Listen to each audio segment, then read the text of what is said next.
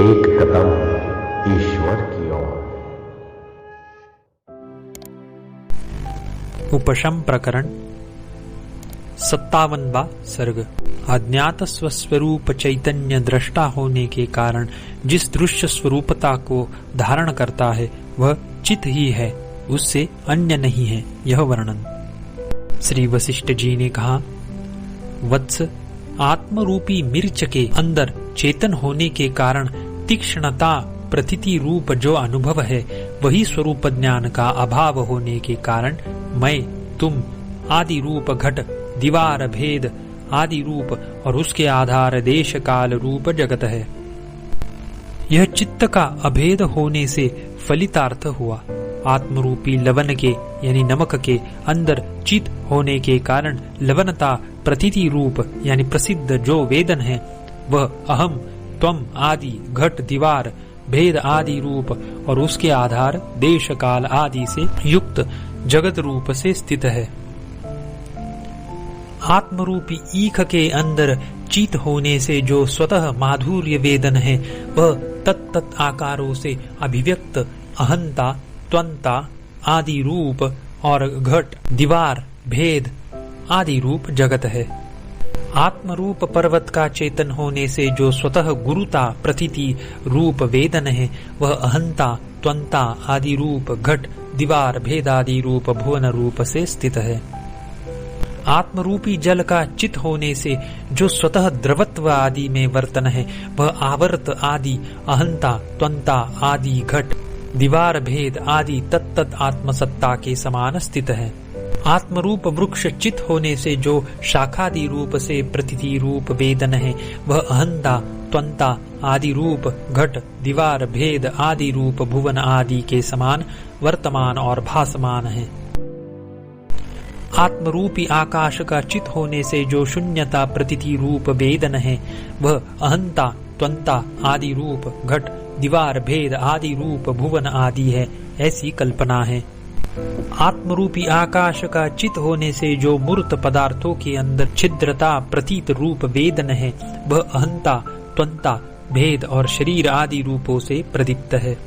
आत्मरूप दीवार का जो स्वतः निरंतर निबिड़ता प्रतीति रूप का अनुभव है वह अहंता आदि भेद से दृश्य होने से चित्त से व्यतिरिक्त सा यानी भिन्न सा बाहर स्थित है। आत्मसत्ता का चित होने से जो स्वतः एकमात्र सत्ता के रूप से वेदन है वह अहंतादि भेद आदि चिदाभास के तुल्य स्थित है।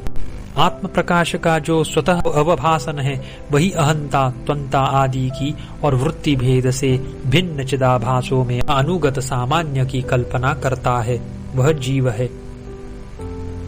आत्मरूप चंद्रमा के अंदर जो चिदमृत है उसके द्वारा स्वप्रकाश रूप से स्वतः आस्वादित वह अहंता आदि रूप से आविर्भूत हुआ है। परमात्मा रूप गुण के अंदर जो चित स्वादु रूप है उसी का वह अपने में ही अहंता रूप से स्वतः आस्वादन करता है। परमात्मा रूप मणि का चित होने के कारण जो अंदर स्वयं स्फुरन होता है उसी की चेतना रूप स्वरूप में वह अहम इत्यादि रूप से कल्पना करता है। यह आत्मा यहाँ पर परमार्थता जानने योग्य वस्तु का अभाव होने के कारण जानने योग्य वस्तु का अपने अंदर न अनुभव करता है और स्वाद लेने योग्य वस्तु का अभाव होने के कारण न तो आस्वाद्य वस्तु का स्वाद लेता है। यह आत्मा विकार होने योग्य वस्तु का अभाव होने पर अपने भीतर विभिन्न जीवादि चैतन्य रूप से कुछ भी विकार नहीं करता है और प्राप्त वस्तु के न रहने से उसकी प्राप्ति नहीं करता है।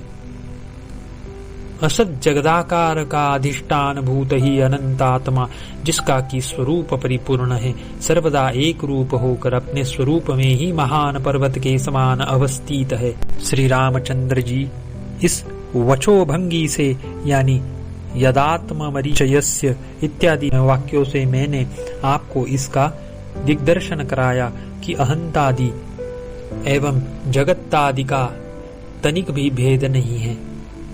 न चित्त है, न प्रमाता है और न जगदाकार आदि विभ्रम है।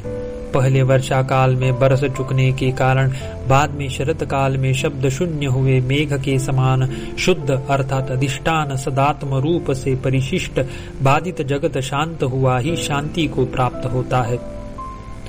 जैसे द्रव स्वभाव होने के कारण जल ही जल में आवर्त आदि भाव को प्राप्त होता है, वैसे ही मायावी सर्वज्ञ ही अपनी माया से संयुक्त ज्ञप्ति रूप आत्मा में अहंतादि रूप को यानी जीव और जगत के रूप को प्राप्त होता है।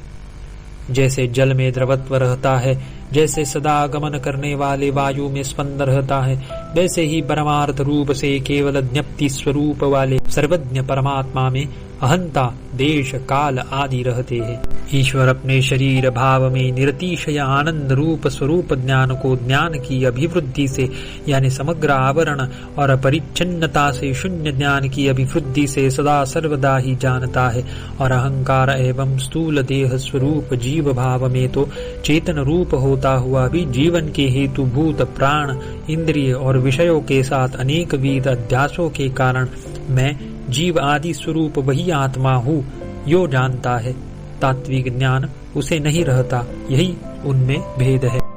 जिस जिस कारण और कर्मों की वासना से, जिस प्रकार के विषय परिज्ञान से अज्ञानी जीवात्मा को जिस दर्शन लाभ और उपभोग के वैचित्र्य से जिस जिस तरह के प्रिय मोद प्रमोद आदि विभिन्न विभिन्न प्रकार के उपभोगों का आविर्भाव होता है, अथवा वह अनन्य स्वरूप में जैसी भोक्ता भोग्य और भोग की विचित्रता रूपी अनन्यता का अनुभव कर लेता है, उस जीव की काम आदि की वासना से वह परमेश्वर वैसे वैसे अपने अंगों को विवर्तित करता है यानी वैचित्र्य धारण करता है। जब इसने यानी जीव ने सतशास्त्रों से और सदगुरुओं के उपदेशों से यह जान लिया कि इस भोग्य जगत का जीवन यानी सार या परमार्थ स्थिति अधिष्ठान सन्मात्र रूप स्फूर्ति ही है और भोक्ता का जीवन जिसके अधीन समस्त जीवों के जीवन है ऐसे आनंद स्वरूप जीवन ही है, तब भोग्य और भोक्ता दोनों के अधिष्ठानों की चिद्रूपता ही अवशिष्ट रह गई। ऐसी स्थिति में जीव और ईश्वर का कभी भी भेद नहीं है। जैसे वास्तव में जीव और ईश्वर का भेद नहीं है, वैसे ही इस प्राज्ञ और तुरीय दोनों का भेद भी नहीं है। हे श्री रामचंद्र जी, असलियत में आप उन सबको शांत अखंड पूर्णानंदयिक रस ब्रह्म रूप ही जानिए। समस्त जगत पूर्ण स्व प्रकाश स्वरूप आनंदयिक रस विषय एवं अपने भेदक धर्मों से शून्य, एक आदि मध्य से शून्य प्रशांत ब्रह्म स्वरूप ही है।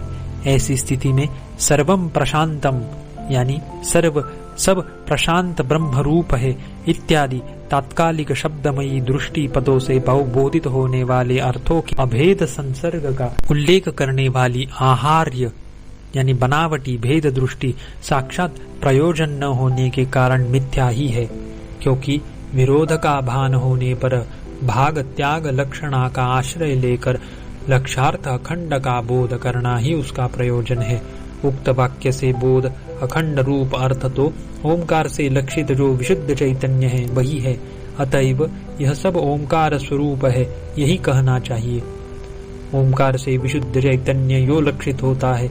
ओमकार जगत और ब्रह्म का एकीकरण कर तदनंतर विराट हिरण्यगर्भ अव्याकृत और तुरीय स्वरूप अकार उकार मकार और अर्धमात्रा यो ओमकार के चार तरह पादों का विभाग कर पूर्व पादों का उत्तरोत्तर पादों में उपसंहार कर लेने अनंतर चतुर्थ आदि मात्रा से असंसृष्ट अद्वय पूर्णानंद एक रस नित्य अपरोक्ष प्रत्यक चिन्मात्र स्वरूप ब्रह्म बोधित होता है।